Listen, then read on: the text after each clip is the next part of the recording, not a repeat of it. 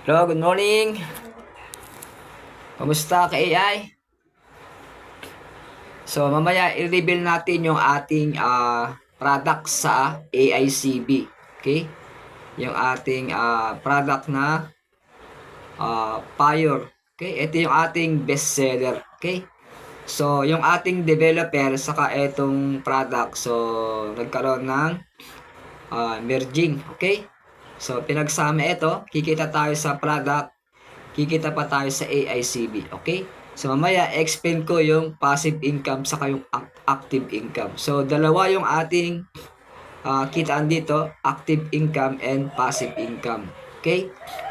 So, mamaya, pag-usapan natin tong AICB blockchain kay AI. Okay? So, stay tuned lang. Mamaya, i-reveal natin yung mga products natin ngayong February sales. Okay? Daming mga bumili ng ating products kasabay ng ating AICB. Okay? So, itong ating blockchain sa AICB o AI Crypto Blockchain. Okay? So, pang long term to kay AI. Okay? Okay, pag-usapan natin itong AICB. Okay? So, ano ba itong AICB na tinutukoy ko? So, ito po ay isang proyektong blockchain. Pag sinabing blockchain, so nagko-connect-connect yan yung ating crypto. Okay? So, parang lahat ng transaction dito is decentralized platform siya. O, isang community tayo. So, wala ditong pumipigil sa market. Okay?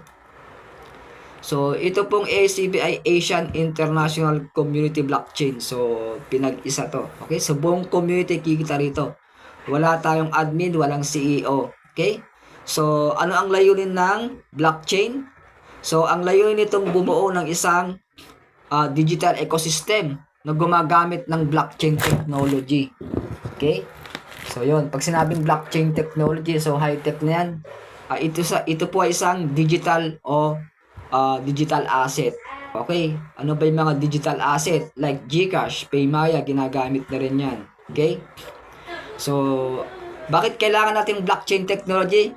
Kasi kailangan para bumilis, para mapabilis at transparent at secure yung mga transaction. So, segundo lang nasa wallet mo na yung pera. Okay? Ganun kabilis yung ating blockchain technology. So, ano ba ang ginagawa ng AICB blockchain? So, karaniwan, ang ganitong uri ng proyekto ay nakatuon sa digital payments. Ayan, sinabi ko kayo na, yung GCash, Paymaya, yan yung mga digital payments.